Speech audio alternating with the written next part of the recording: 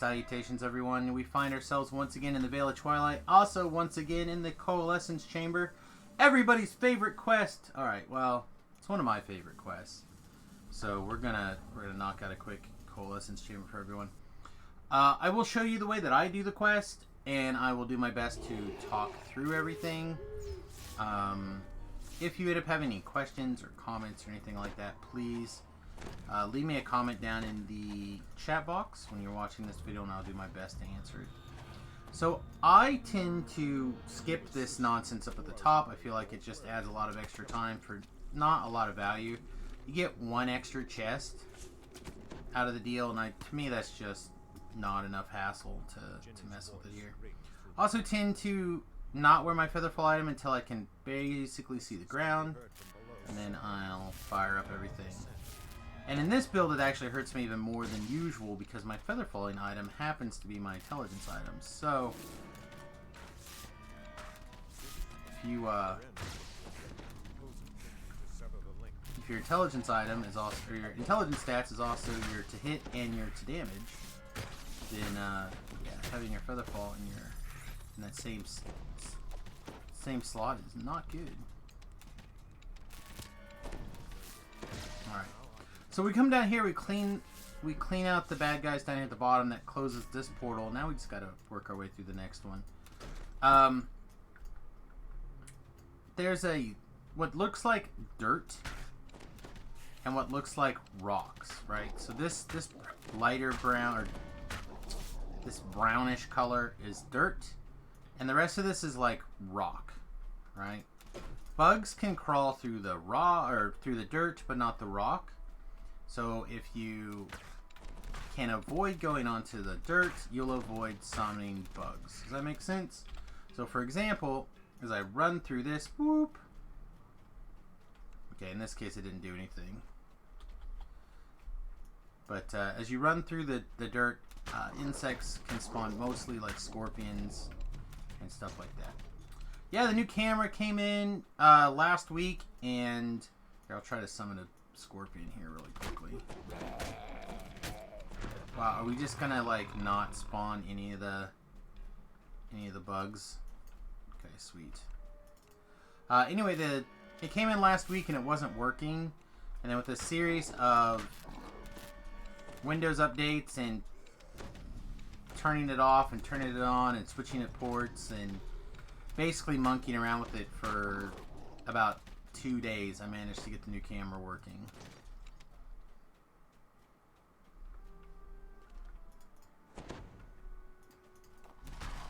I like to jump over that little alcove right there, that ramp. I find it personally to not only be an excellent waypoint, I guess that'd be the right word. I just find it to be fun. So you're going to notice that we basically took if you look at the map here, it's pretty much a straight line until you get to basically where we turned off. So where we turned off, there's an opportunity to turn, continue on north or turn to the west. And then you'll notice that we went one intersection and turned to the north again. So in either case, both of those go to dead ends. They're not even very far away. They're just like one room dead ends. But a lot of people get really frustrated, I guess, by doing these dead ends, or having to do all these dead ends all the time.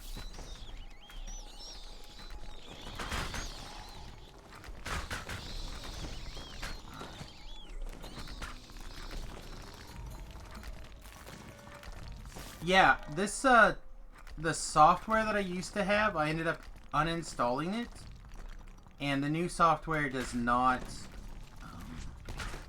me set the camera frame very easily, so it's showing a wider angle all the time.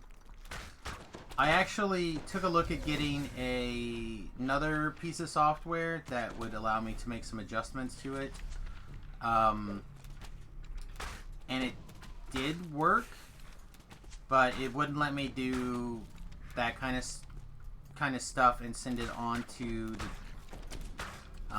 the stream unless I paid for it, unless I did the pay for package. Yeah, OBS doesn't seem to want to let me zoom in with the camera. It'll increase or decrease the size of the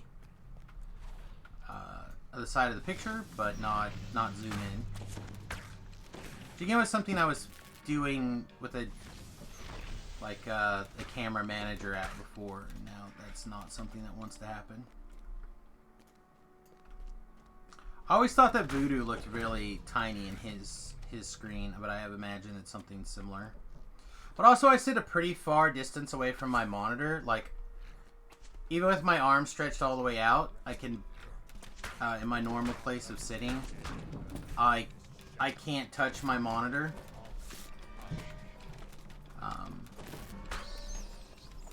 So it is physically further away than a lot of people's cameras is.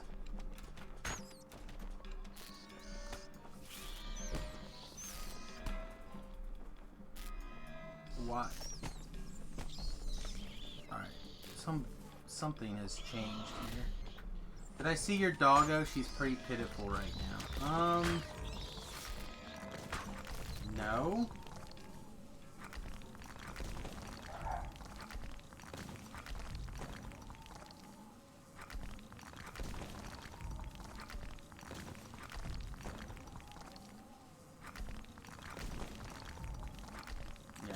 I don't see anything with your dog in there. Alright. Again, we're doing our best to avoid the dirt. There's a bug. See? We spawned one there. We want to do our best to avoid spawning shenanigans if we can. The quest has got enough spawn points, including this point right here. It actually gets pretty nasty on our way back through. But, so we want to try to avoid additional trash spawns if we can. Oh, rough. Yeah, I just scrolled through my Facebook and I didn't see anything. So I'll have to go look more specifically.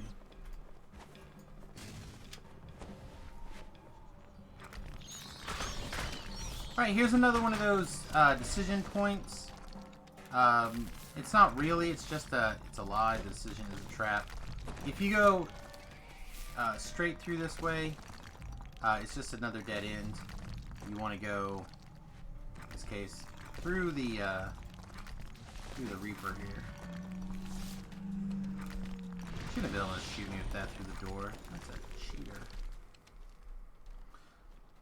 But yeah, you look for the dirt there.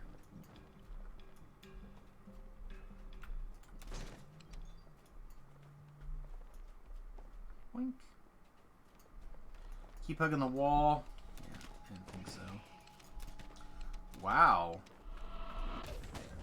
Plague Reaper right on our tail too, huh? Alright. Alright, I see how it is, video game.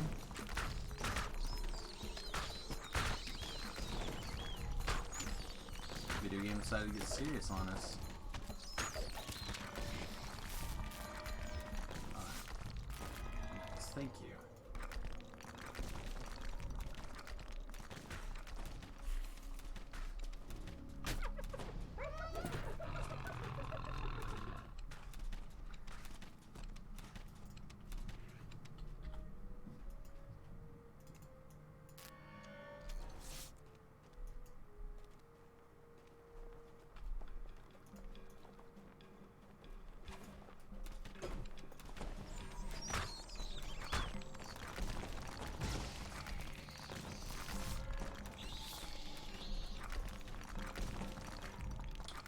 Alright, now we're going up the second tunnel.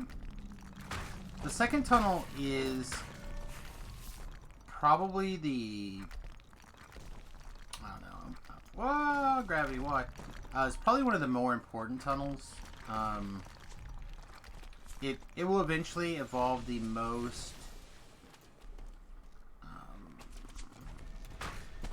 important part of the shortcut that'll shave several minutes off of the quest. Comes from here.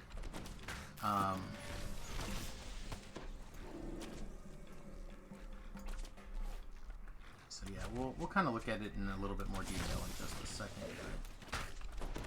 The important thing about all of the tunnels is, in my opinion, you kind of have to get the hang of the graphics not really doing what it looks like the graphics are doing in a lot of situations. So what I mean by that is, like this alcove, for example, we're actually pretty close up to it, but then some of the alcoves will definitely not be, and the stalactites come out of the ground tend to be a lot more slanty than they appear to be, i.e. they have invisible mass around them, basically. So I tend to try to give them a nice wide berth, just so I don't accidentally get slid off the edge. There's a really good example at the end that the top of the last tunnel, which I'll really kind of explain. But for the most part, it's just skip your way along. Skip your way along.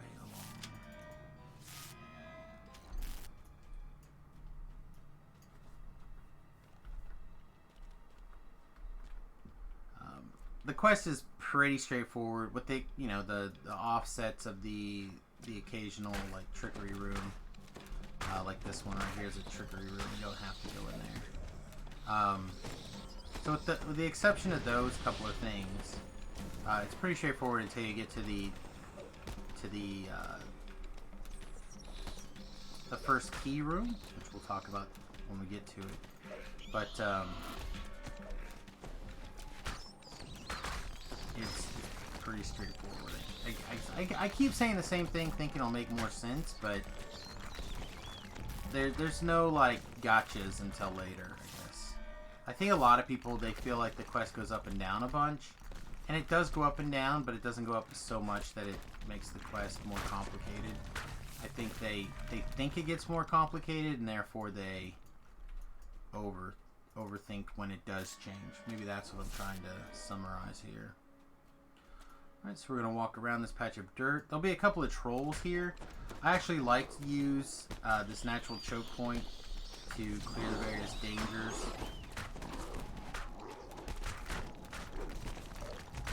I feel like this is as good a spot as any to like jump over things and kind of clear guys up, bring them in, etc. This is also a good spot to blow up a handful of barrels in the quest. Again, I don't know how many barrels you need to get bonuses here. It's not a thing that I worry about that much. But obviously break what you can along the way. Speaking of breaking what I can along the way, breaking some ankles. Alright, gonna have a little ambush here of shenanigans.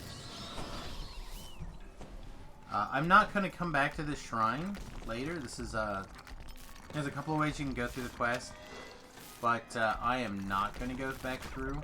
However, if you do feel like going back through a second time, you can come back through this quest. So I'm going to talk about this as if you from here to the end, as if you had to loop back through here. So I'm going to go ahead and shrine. You can both keep in mind that this is my first time through, but also you can imagine this is the second time through. And the basic idea is that we've accomplished a mission, and now we're on our way back to the top of the quest again. Or in this case, the first time. While we're at it, let's get a full heal, actually, before I run off. Probably gonna have to redo this. Nope, ha ha ha. Okay, perfect.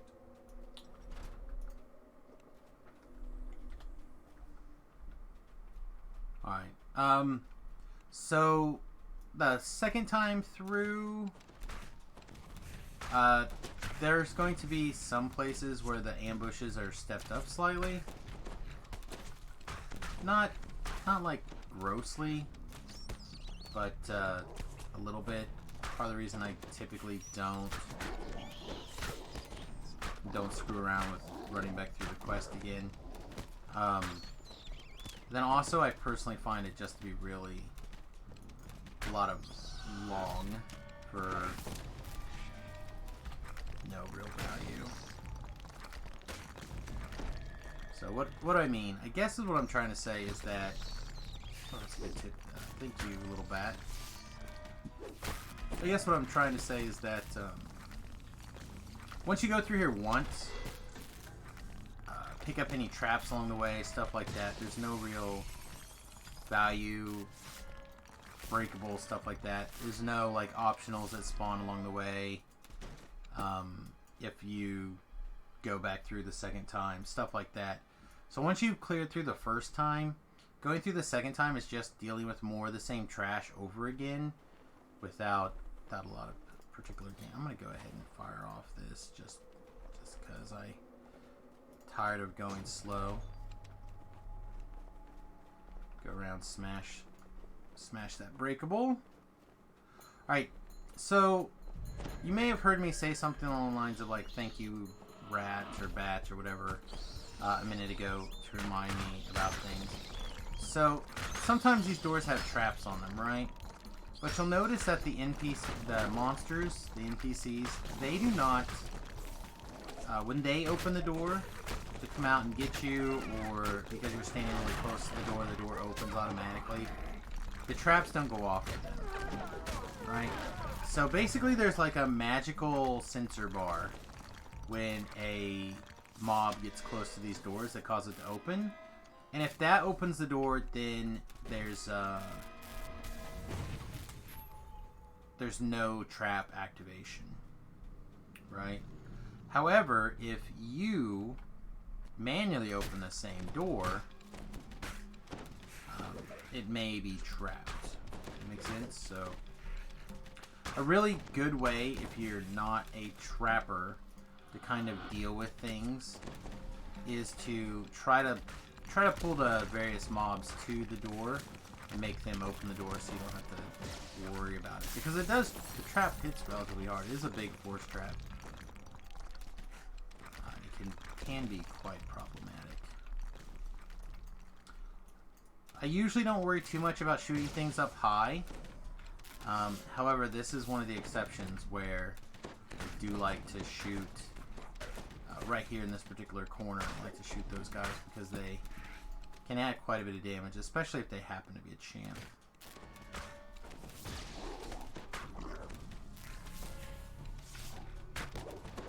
Get off of me. Nobody loves you, ogre. Guess he's a troll, not an ogre. I saw it. Now I have to go get it.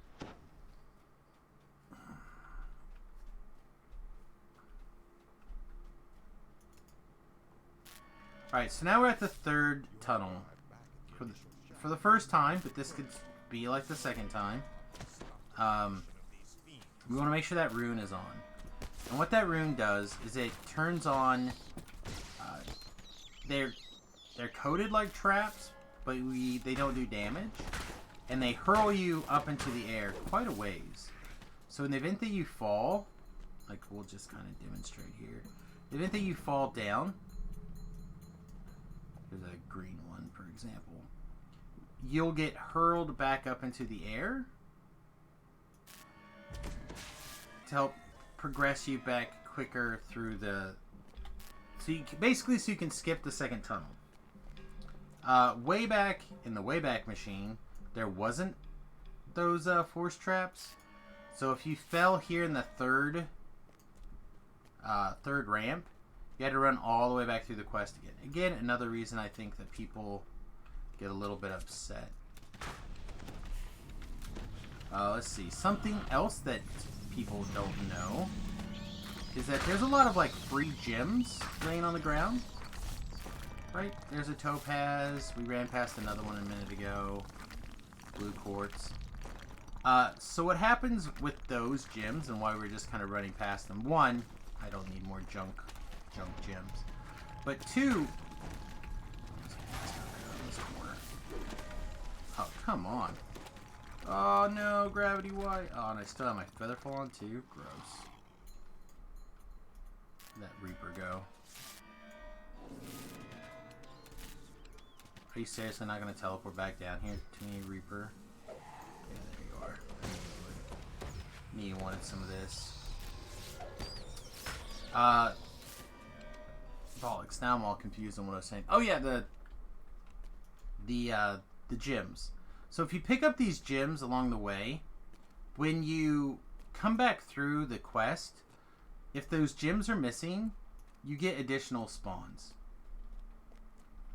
I can't tell you what the number is, or if every gem equals one more trash mob, or anything like that.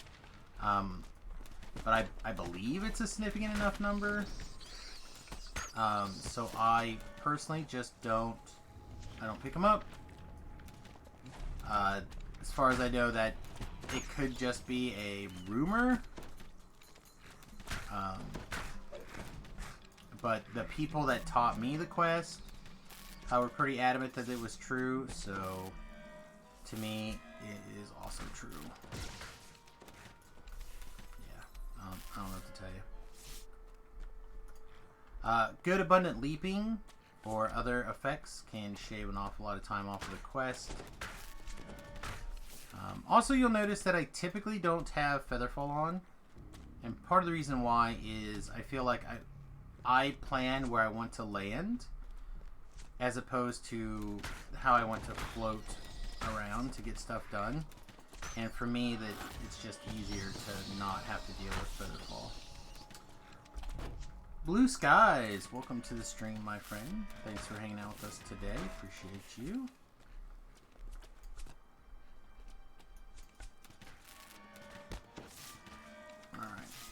So here is the first door with a lever, which means we're allowed to go in here, which means it's time to get our murder on.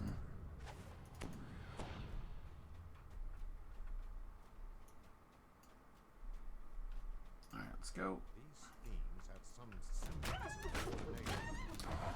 If you can do it ranged, I like to stay back here and kind of clean up trash a little ways away. There will almost always be the special guy, if you're on Reaper mode, will be some sort of champ. Also, in some of the rooms, there'll be a caster right up here, and I like to avoid that caster whenever possible, so not the case in this particular room, but it's good practice.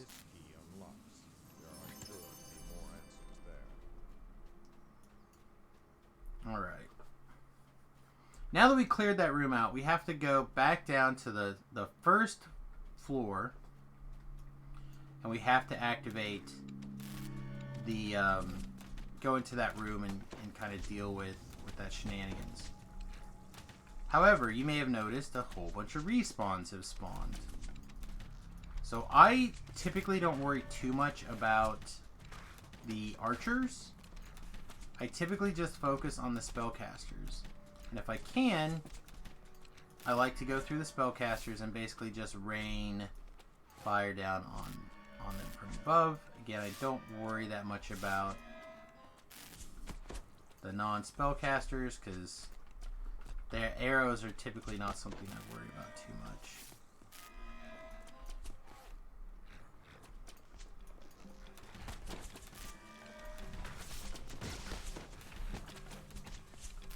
I will take a second and knock out champs though if I see them, especially ones attacking my hireling.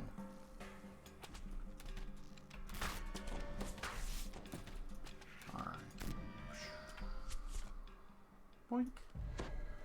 All right. So in my opinion, we're looking for a pretty easy to see out rock crossing. It's this one right here, by the way, which for whatever reason I can recognize that thing all day long. So that is where you want to fall down to. If you can't, just kind of fall down and look for the door as you creep along. Okay, fire off another pew pew pew pew pew pew pew pew.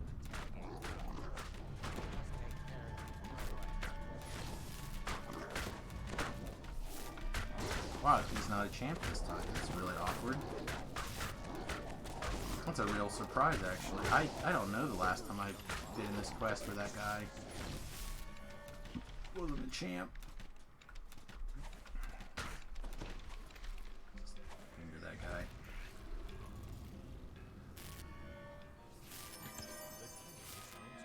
I'm trying to think what that's...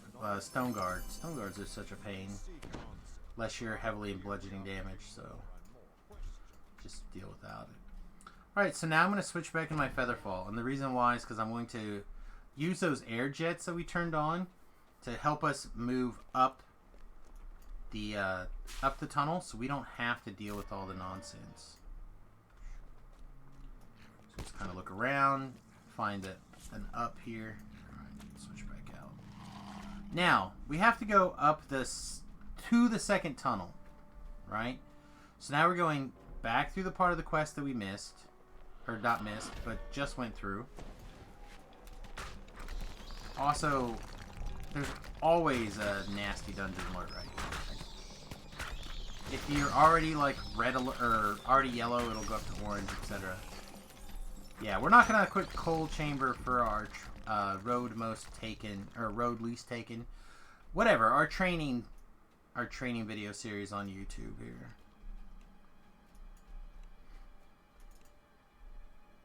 Trying to help people buzz through it in the most efficient way possible.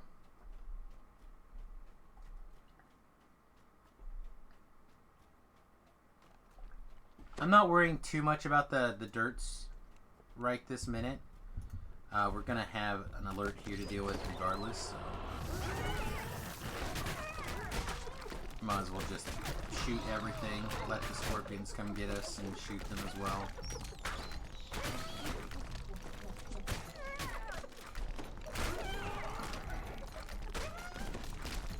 Again, a lot of people are not really scared is probably not the right word, but they dislike this quest because they feel like it's complicated, or their Mario skills are not up to par, or whatever. But if I can run through this quest with no Featherfall on, you can run through this quest. I believe in you. You're able to watch, or able to run a Coal Chamber after watching the stream. Well, awesome, my friend. I'm glad I was able to help you out. Hopefully we'll be able to help out lots of people in the future with these videos.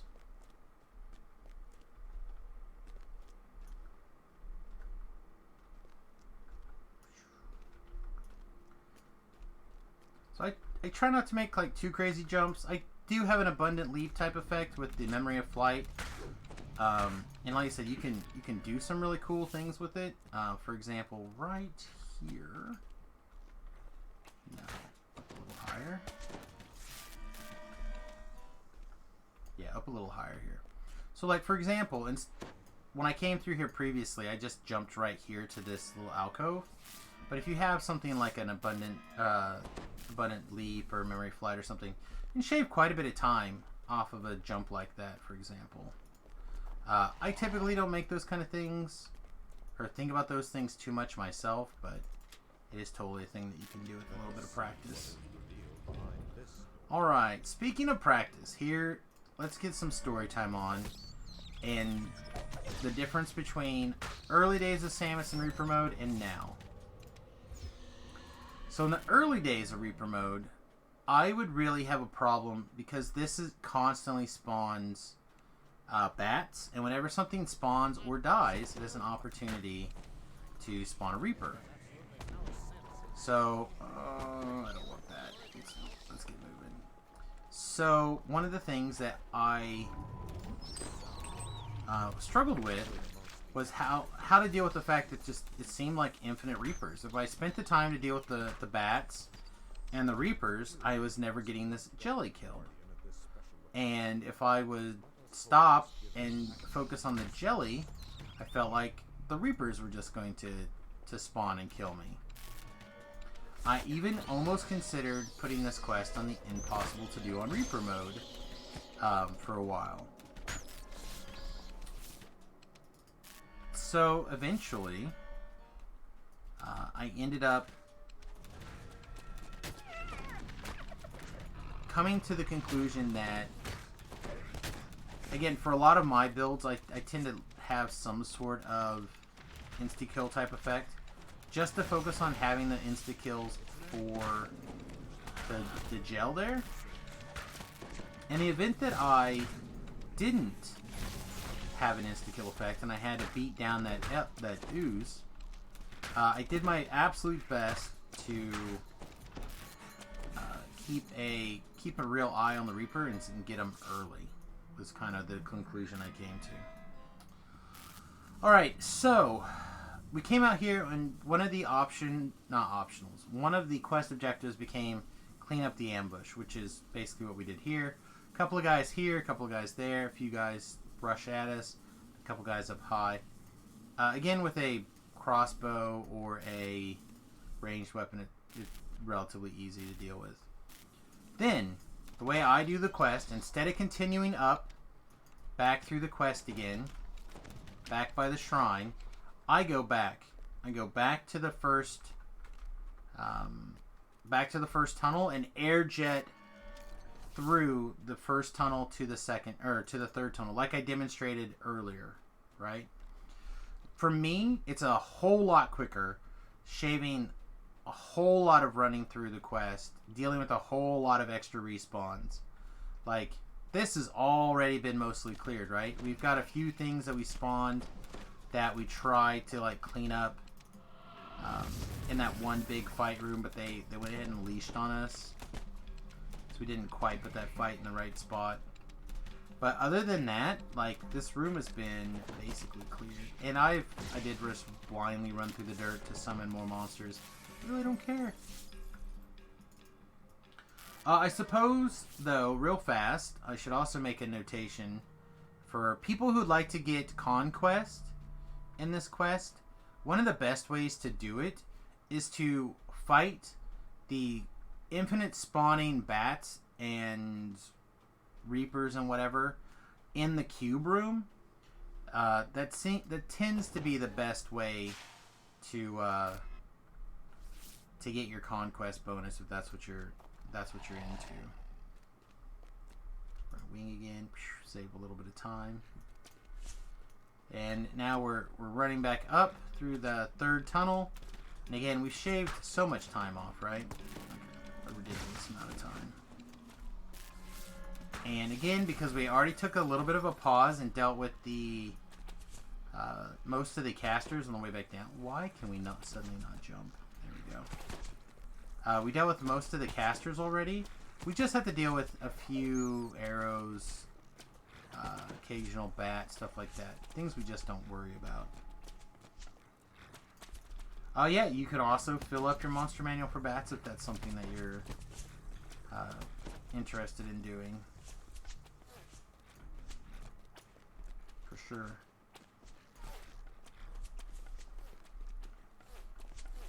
Alright, so we're about to walk back up to the first offshoot room.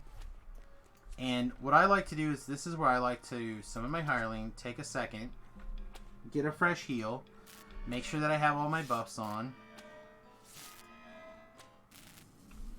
Since I had a commanding, we have to do mass heal, which is not the best one for time. And then we're going to proceed up the quest here. A little bit of trash. Probably should deal with this thing, actually. Man, I'm glad we turned around this way, because otherwise this Famine Reaper would have probably surprised us, and that would have been unpleasant. Alright. So, I'm going to pause right here, because this is that perfect example that I was talking about a little bit earlier, about how a lot of the places don't really match up to their visual descriptions. And what I mean by that. So, like, look at me trying to push up against this pillar, and it looks like my arms say, like, maybe it's up against there, but look at my feet, right? Look at where my feet go, thanks to my bloody footprints, right? So the area around there is several spaces around. I'm not gonna pull myself up today, I guess. Same thing with this, right? But look how much further away I am. That is significant. That is quite a ways away. So this, look at that. Look how big that bump is. So this is the bump that likes to get people. So what I highly recommend people do is is not to jump up here, but to just bounce up against it till it... See, you even sidestep me over. Don't jump up here. Just pull yourself up like a ledge. Because otherwise it's real easy to get bounced off, fall very far down, and become frustrated with the quest. And it's really not that big of a deal. Just take a second and relax. Alright. Infight's pretty easy. Focus on clearing out the enemy casters. The final bad guy is a caster, so you're not going to be able to get them all till the quest is done. But a little bit of moving around and a little bit of applying some DPS, and you'll be fine. He mostly casts Fireball and Poison Clouds. Or not Poison Cloud, Acid Cloud. Looks like a occasional web. Burning Blood. Yeah, nothing so serious. And when he dies, the quest finishes, so if you need to have your Voice of the Master on, I'd recommend it.